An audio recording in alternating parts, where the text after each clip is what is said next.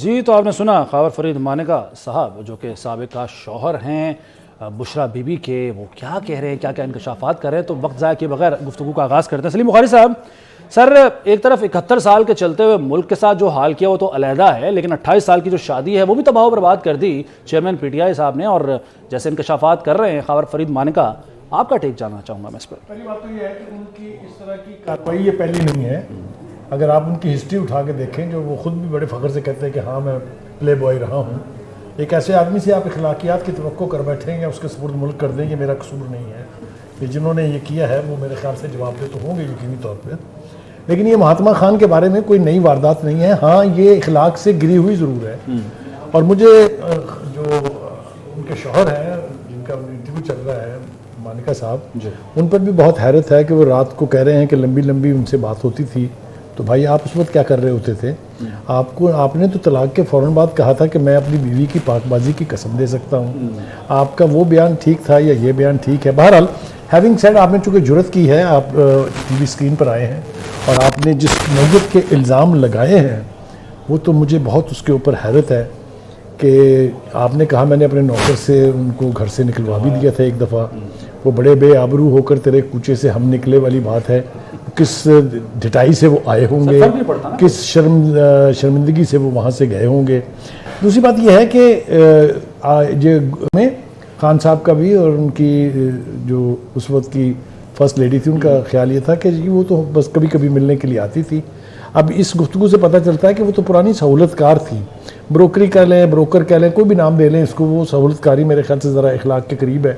तो सहूलतकारी वो करती रही हैं। दूसरी बात यह है कि PTI के जो फॉलोअर्स हैं, वो जो पर्सनैलिटी कल्ट का क्राउड है, वो देखिएगा इसकी क्या क्या तावीलात लेके आएंगे, जस्टिफाई करेंगे। इससे भी शायद वो गुरेज ना करें कि वो कहें अल्लाह ताला की तरफ से उनको हदायत आई थी या बिशारत हुई थी कि ये वारदात आप ज़रूर करें।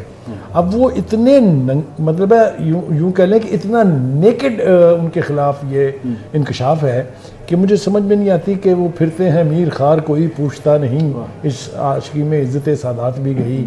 वो जेल में तो हैं, वो तो ठीक है अपनी जगह अपनी करतूतों से हैं, लेकिन महात्मा खान साहब ये सब कुछ जो वारदात आपकी अब पता चल रही है, किसी के घर में आप घुसे, उसकी आप बीवी जो कि नानी थी, जिसकी जवान बच्चियां थी, बच्चे थे, उसको ले भागे आप वहाँ से।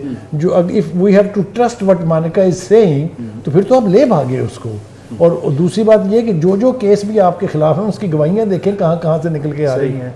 अब ये शख्स खुद बता रहा है कि मैंने फ़लाँ तारीख को तलाक दी और फ़लाँ तारीख को मैंने खबर पढ़ ली कि आपने शादी कर ली है। बिल्कुल ठीक है। तो आप जाएंगे कहाँ बच के? एक बात। दूसरी बात ये कि ख्वाजा आसफ ने शायद ठीक कहा था, कोई शर्म होती है, कोई हया होती है।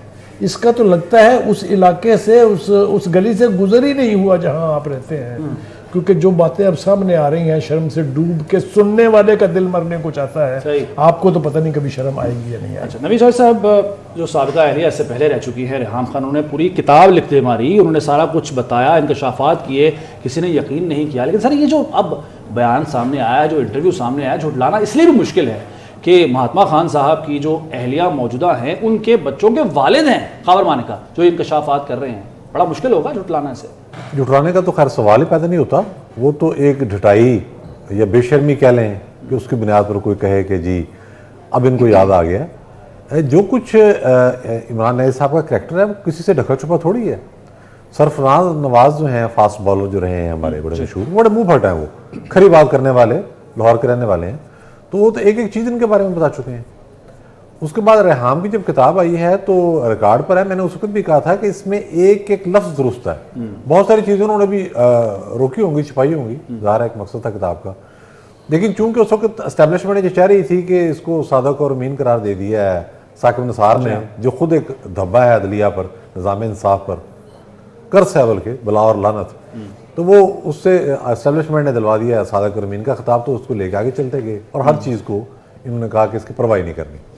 तो करैक्टर तो मसूफ का जो है वो किसी से ढका छुपा नहीं है। अभी तो बहुत सारे मामलात ऐसे हैं जो सामने आने हैं और आएंगे और मज़ीद इस पर बात होगी। सही।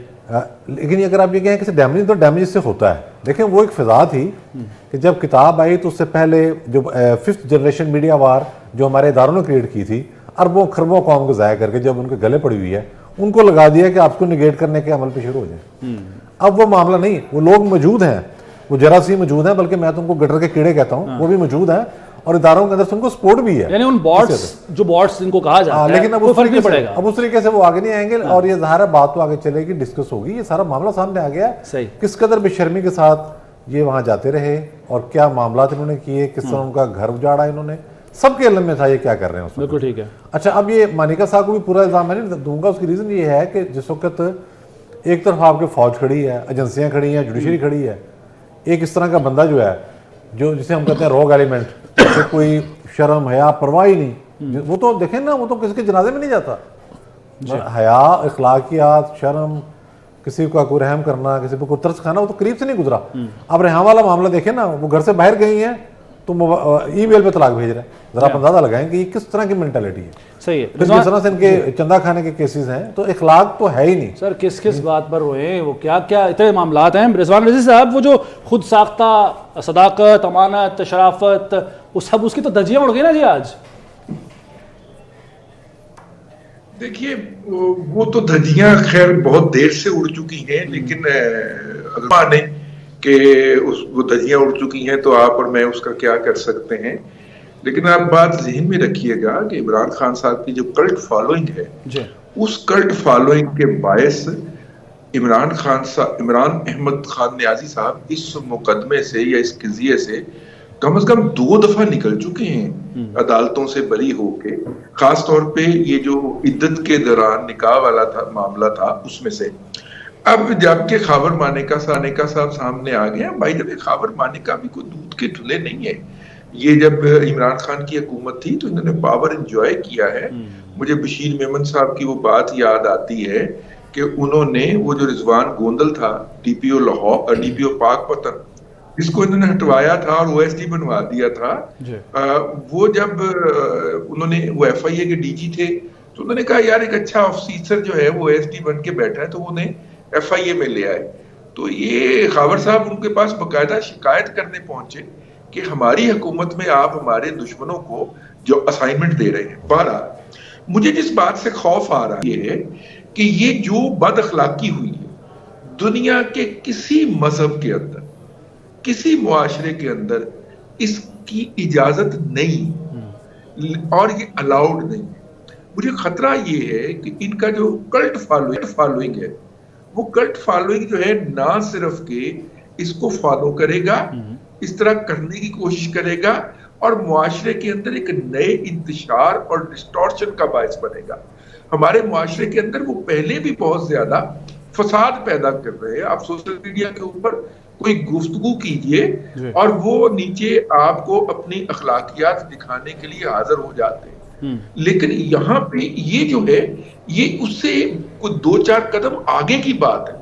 ये सोसाइटी का मॉरल फाइबर डिस्टर्ब करने वाली बात है, जहां पे घर जी रिजवान साहब, अच्छा कोई तकनीकी शायद कोई मामला हो गया। मेरा सलीम बुखारी साहब जैसे कि कह रहे हैं खुद रिजवान रज़ी साहब भी, और हम भी इस बात पर मुत्तफिक हैं कि जो सोशल मीडिया पर बैठे हुए जो हर चीज़ को जस्टिफाई करते हैं, जिसकी तरफ आपने भी इशारा किया, वो तो ज़ाहिर नहीं मानेंगे, चले उनको साइड पर रख देते हैं। लेकिन वो केस जिससे पहले 2 मरतबा बच चुके हैं पीटीआई चेयरमैन, अब तो ज़ाहिर है उसमें जान पड़ जाएगी इस बयान के बाद, इस इंटरव्यू के बाद, इन इंकशाफात के बाद कि वो 1.5 महीना हुआ था, उसके बाद उन्होंने निकाह कर लिया था। सलीम बुखारी साहब जी, गुजारिश ये है कि उनके एक तो जो शख्स अपने आप को बड़ा लीडर इसलिए कहे कि वो यू टर्न लेने का मास्टर है, उसकी ज़हनी कैफियत का भी अंदाज़ा लगा लीजिए, उसकी मोरालिटी का भी अंदाज़ा लगा लीजिए। एक तो वो हर बात कह के मुकर जाने के आदी हैं, लिहाजा किसी बात पे वो स्टैंड ही नहीं करते हैं। दूसरी बात यह है कि उनके नज़दीक ये सारी जो इखलाकियात जिसको लेके हम इस वक्त बैठ के मातम कर रहे हैं, उनके नज़दीक तो दिस इज़ रूटीन। वो पता नहीं किस कमाश के वो शख्स हैं। और दूसरी बात यह कि जो किसी के घर में घुस के वारदात करने वाली जो खौफनाक वारदात है, इसको तो अब नौबत ये आ जाएगी, मैं बहुत मोहतात तरीके से गुफ्तगू करना चाहता हूँ इस वक्त, कि अगर उनको फिर मौका मिला वो बाहर आए जेल से, मुकदमा से जान छूट जाए, तो उनकी पार्टी के लीडर जो हैं वो जिस भी घर में जाएंगे वो सबसे पहले अपनी बीवियाँ छुपाएंगे, इसलिए कि जो रवायत उन्होंने डाल दी है वो अब ये समझते होंगे कि शायद उनका हक है कि वो जहाँ भी जाएँ एक बीवी साथ ले आएँ। ये जो तरीक़ाकार है इसकी जितनी मजम्मत की जाए वो कम है, और मेरे ख्याल से खुल के बात करनी चाहिए कि ये बेहयाई है, ये बेशर्मी है, ये किसी के घर पे डाका जनी है। मैं तो हैरान हूँ कितना बड़ा दिल गुर्दा है जनाब मानिका साहब का जो ये सब कुछ बयान फरमा रहे हैं। तो कोई शर्म होती है।